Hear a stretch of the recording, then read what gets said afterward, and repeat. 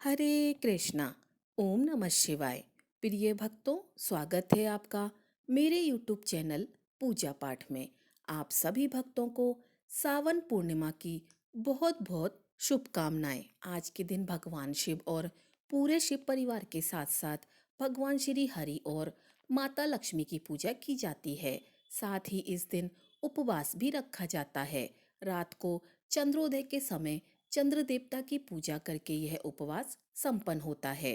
पूर्णिमा के दिन श्री सत्यनारायण भगवान की कथा का पाठ जो भी भक्त करता है, भगवान सत्यनारायण की कृपा उन पर, उनके परिवार पर बनी रहती है। आज के इस वीडियो में आप सावन पूर्णिमा की कथा का रसपान करेंगे, क्योंकि सावन का पूरा ही महीना भगवान शिव को समर्पित होता है। ऐसे में भगवान शिव और श्री हरि से जुड़ी हुई कथाएं आज के दिन सुनी जाती हैं। बहुत सारी पौराणिक कथाएं ऐसी हैं जिनमें बताया गया है कि भगवान शिव की करुणा अपने भक्तों पर किसी तरह की कोई भेदभाव नहीं करती और वे किसी की इच्छा पर बच्चों की तरह भोलापन भी दिखाते हैं। बहुत ही कम भक्ति में वे अपने भक्तों पर प्रसन्न होकर उन्हें मनचाहा आशीर्वाद भी देते हैं। इसीलिए तो भगवान शिव को भोलेनाथ भी कहा जाता है। एक पौराणिक कथा के अनुसार एक बार गजेंद्र नामक एक असुर था। भगवान के लिए तो सारे भक्त एक बराबर होते हैं। कोई भी भक्त उन्हें सच्चे मन से पुकारे तो वह उसकी पुकार पर तुरंत दौड़े चले आते हैं। ऐसा शायद कोई ही भक्त होगा जिसने भगवान को सच्चे मन से याद किया हो, उसके सच्चे मन से विनती की हो और उसे भोलेनाथ ने पूरा ना किया हो। इसलिए भगवान भोलेनाथ कभी भी अपने भक्तों की झोली खाली नहीं रखते। तो जो गजेंद्र नाम का असुर था, एक बार उसने बहुत कठिन तपस्या की और भगवान शिव से यह वरदान पाया कि वह जब भी उन्हें पुकारेगा भगवान शिव को आना ही होगा। त्रिलोक में सदा विचरण करते रहने वाले देवर्षि नारद ने देखा कि गजेंद्र हर छोटी छोटी बात के लिए भगवान शिव को पुकार लेता था। तो उन्होंने एक दिन गजेंद्र के साथ एक चाल चली। एक दिन उन्होंने गजेंद्र के पास आकर कहा, नारायण नारायण। गजेंद्र, तुम शिव जी को बार बार क्यों पुकारते हो और वह तो तुम्हारी हर पुकार में आ जाते हैं। क्यों नहीं तुम उनसे यह कहते कि वे तुम्हारे अंदर ही आ जाएं और वहीं रहें, जिससे वे हमेशा तुम्हारे अंदर ही होंगे। फिर तुम्हारा जब भी मन करे, तुम्हारी जब भी इच्छा हो, उन्हें पुकार कर अपने अंदर से ही ढूंढ निकालो। गजेंद्र को यह बात अच्छी लगी। उसने फिर से भगवान शिव की पूजा की। जब भगवान शिव उसके सामने प्रकट हुए तो गजेंद्र बोला, हे महादेव, अब आपको मेरे अंदर ही रहना होगा। बस आप यही वरदान मुझे दीजिए। आप मेरे अंदर बस जाइए और यहाँ से कहीं मत जाइए। तब भगवान शिव अपने भोलेपन में एक लिंग के रूप में गजेंद्र में प्रवेश कर गए और वहीं रहने लगे। फिर जैसे जैसे समय बीता, पूरा ब्रह्मांड भगवान शिव की कमी महसूस करने लगा। कोई नहीं जानता था कि आखिरकार शिव जी कहाँ है। सभी देव और गण शिव जी को खोजने लगे। काफी खोजने के बाद जब कोई पता नहीं लग पाया कि आखिरकार महादेव कहाँ हैं, तो वे इस समस्या का हल ढूंढने के लिए श्री हरि के पास गए। श्री हरि ने स्थिति देखी तो कहने लगे, महादेव तो गजेंद्र के अंदर हैं। फिर देवों ने उनसे पूछा कि हे श्री हरि, वे भगवान शिव को गजेंद्र के अंदर से कैसे निकाल सकते हैं, क्योंकि गजेंद्र तो शिव जी को अपने अंदर रखकर अमर हो गया था। हमेशा की तरह श्री हरि ने इस समस्या का भी सही समाधान निकाला। देवगण शिव भक्तों का रूप धरकर गजेंद्र के राज्य में आए और बहुत भक्ति के साथ भगवान शिव की स्तुति गान करने लगे। भगवान शिव का महान भक्त होने के कारण गजेंद्र ने इन लोगों को अपने दरबार में आकर गाने और नाचने का निमंत्रण दे दिया। शिव भक्तों के वेश में देवों का यह दल आया और बहुत भावनाओं के साथ, सच्ची भक्ति के साथ वे भगवान शिव को प्रसन्न करने के लिए भक्ति गीत गाने लगे और स्तुति करते हुए नाचने लगे। भगवान शिव जो गजेंद्र के अंदर बैठे हुए थे, अब खुद को रोक नहीं सकते थे। उन्हें जवाब तो देना ही था। उनके भक्त उन्हें पुकार रहे थे, उन्हें सामने तो आना ही था। तब वह गजेंद्र के टुकड़े टुकड़े करके उससे बाहर आ गए और बाहर आकर तब उन्होंने देवताओं को अपना वास्तविक दर्शन दिया। कहते हैं कि जब कोई भक्त अहंकार करने लगता है तो उसका घमंड चूर करने के लिए भगवान भी पीछे नहीं हटते। यही हुआ था गजेंद्र के साथ। एक और अन्य कथा के अनुसार भगवान शिव जी की पूजा देवता और राक्षस देव और असुर श्रेष्ठ और अधर्मी सभी लोग करते हैं। वह हर किसी के लिए महादेव हैं। श्री हरि भी उनकी पूजा किया करते थे। श्री हरि की भगवान शिव की भक्ति बताने के लिए जो यह अब कथा आप सुनेंगे, वह बहुत ही सुंदर और बहुत ही प्रचलित पौराणिक कथा है। एक बार श्री हरि ने भगवान शिव से वचन दिया था कि वह उन्हें 108 कमल के पुष्प अर्पित करेंगे। पूरे संसार में खोजने के बाद जब उन्हें 108 कमल के फूल मिले तो उन्होंने लाकर सारे फूल भगवान शिव के सामने अर्पित कर दिए। अर्पित करने से पहले जब श्री हरि ने उन कमल के फूलों को गिना तो बार बार गिनने पर भी हर बार एक फूल कम ही मिलता। उन्होंने सोचा, मैंने तो 108 कमल के फूल तोड़े थे, एक फूल बार बार कम क्यों हो रहा है। उधर भगवान शिव अपनी आंखें बंद किए हुए यह सारा विधान अपने मन की आंखों से देख रहे थे। वह जानते थे और यह सारी लीला भी उन्हीं की रचाई हुई थी। वे देख रहे थे कि श्री हरि इस समय बड़ी परेशान मुद्रा में है, तो उन्होंने अपनी आंखें तो नहीं खोली बल्कि सिर्फ मुस्कुराने लगे, क्योंकि उनको अर्पित किए जाने वाले 108 कमल के फूलों में से एक फूल कम था। फिर श्री हरि ने भगवान शिव से कहा, हे महादेव, मुझे कमल नयन कहा जाता है, जिसका अर्थ है कमल के फूलों की तरह आंखों वाला। हे भगवान, मेरी आंखें किसी कमल की तरह सुंदर हैं, तो आज मैंने आपको जो 108 कमल के फूल अर्पित करने का वचन दिया था, उसमें हर बार गिनने पर भी एक कमल का फूल कम रह जाता है, इसलिए आज मैं अपनी एक आंख आपको अर्पित करने जा रहा हूँ। ऐसा कहकर उन्होंने तुरंत अपनी दाहिनी आंख निकालकर भगवान शिव को अर्पित कर दी। तब भगवान शिव उनकी इस भेंट से प्रसन्न हो गए। अपने ऊपर इतनी अगाध श्रद्धा, भक्ति, प्रेम और समर्पण की भावना को देखते हुए भगवान शिव ने उन्हें विश्व प्रसिद्ध सुदर्शन चक्र दिया। सावन पूर्णिमा की एक और कथा है जो कि भगवान शिव और भोलेनाथ को समर्पित है। आपने बद्रीनाथ धाम के बारे में तो सुना ही होगा। यह वह जगह है जहाँ कभी भगवान शिव और देवी पार्वती रहते थे। आप तो जानते हैं कि बद्रीनाथ धाम तो भगवान श्री हरि का निवास है, लेकिन उनसे पहले यह भगवान शिव और देवी पार्वती का ही घर हुआ करता था। आखिरकार कैसे भगवान श्री हरि उनके निवास स्थान में आकर बस गए, इसके पीछे पुराणों में एक कथा प्रचलित है। दरअसल एक बार भगवान श्री हरि के पास देवर्षि नारद गए और कहने लगे, हे प्रभु, आप तो मानवता के लिए एक बड़ी खराब मिसाल बनते जा रहे हैं, क्योंकि आप तो हर समय वह शेषनाग के ऊपर ही लेटे रहते हैं। नारायण नारायण। हे प्रभु, और तो और आपकी पत्नी लक्ष्मी भी हमेशा आपकी सेवा में ही लगी रहती हैं और आपको हर समय लाड़ ही करती रहती हैं। इस ग्रह के अन्य प्राणियों के लिए आप एक अच्छी मिसाल नहीं बन पा रहे हैं। प्रभु, आपको सृष्टि के सभी जीवों के लिए कुछ अर्थपूर्ण कार्य जरूर करने चाहिए। इस प्रकार कहकर देवर्षि नारद तो वहां से चले गए। इस आलोचना से बचने और साथ ही अपने उत्थान के लिए कई बार भगवान को भी ऐसा करना पड़ता है, तो भगवान श्री हरि तपस्या और साधना करने के लिए किसी सही स्थान की खोज में नीचे हिमालय तक आए। वहीं उन्हें मिला बद्रीनाथ, एक अच्छा सा छोटा सा घर, जहाँ सब कुछ वैसा ही था जैसा उन्होंने तपस्या करने के लिए सोचा हुआ था। एकदम शांत, जहाँ उनकी साधना में किसी भी तरह का कोई विघ्न नहीं आ सकता था। साधना करने के लिए सबसे आदर्श जगह लगी थी उन्हें।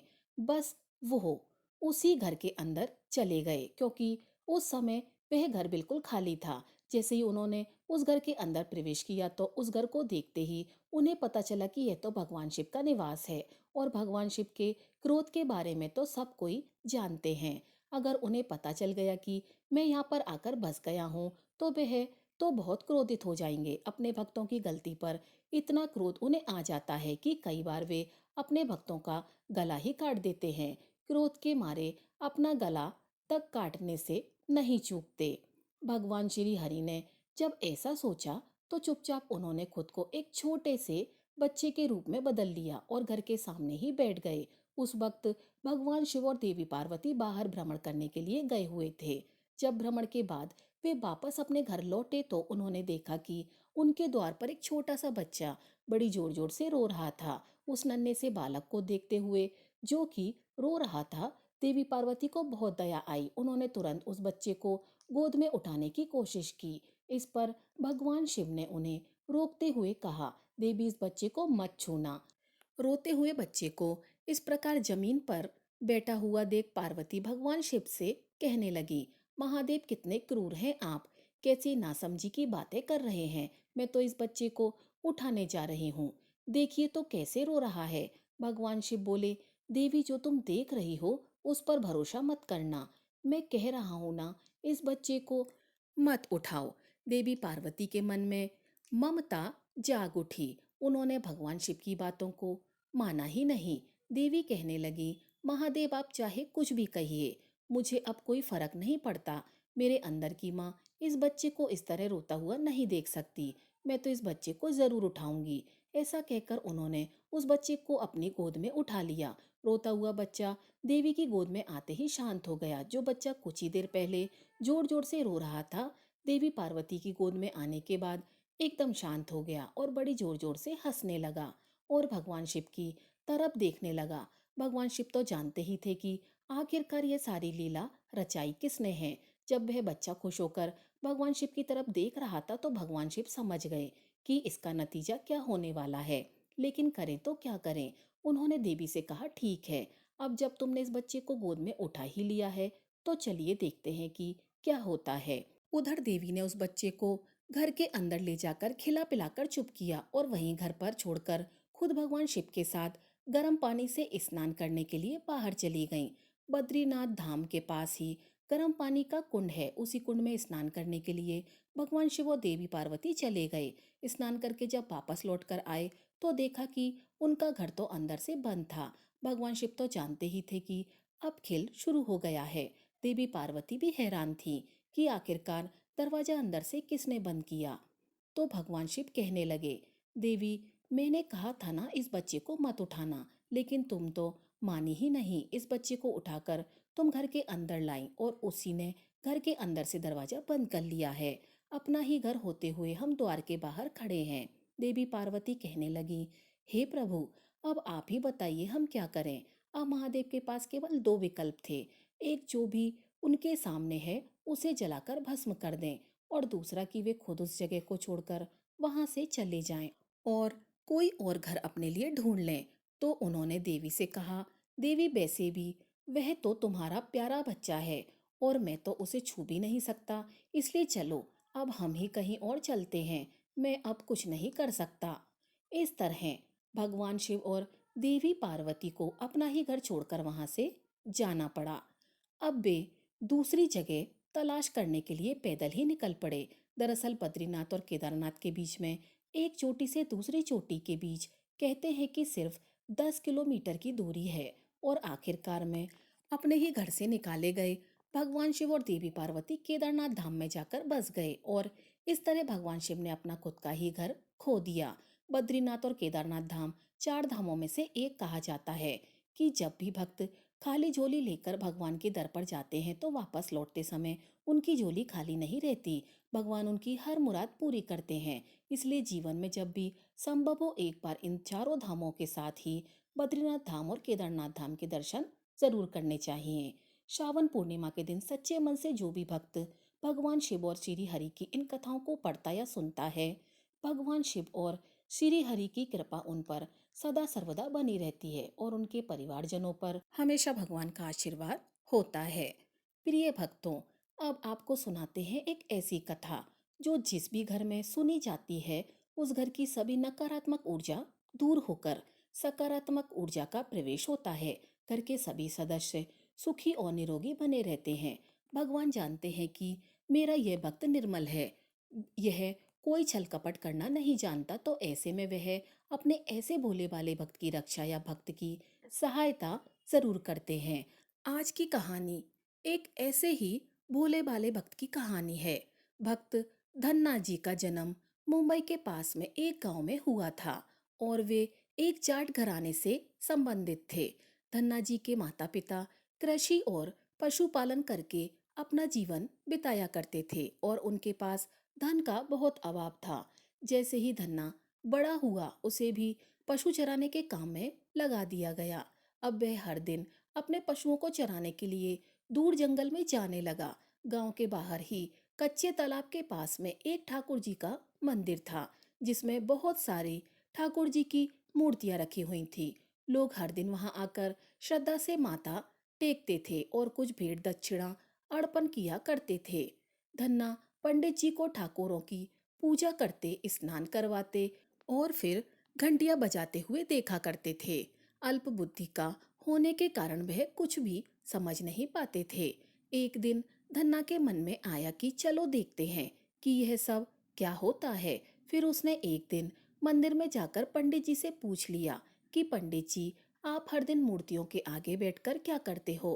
पंडित जी ने बताया कि हम ठाकुर जी की सेवा करते हैं और ठाकुर जी की सेवा करने से सारी इच्छाएं पूर्ण हो जाती हैं। धन्ना ने सुना तो कहा, पंडित जी एक काम कीजिए, यह ठाकुर जी मुझे भी दे दो। भोले भाले धन्ना ने सोचा कि उसका परिवार बहुत गरीबी में जीवन बिताता है, शायद ठाकुर जी उनकी भी गरीबी दूर कर दें। इसी प्रकार सोचते हुए उसने पंडित जी से बार बार ठाकुर जी को लेने की जिद करनी शुरू कर दी।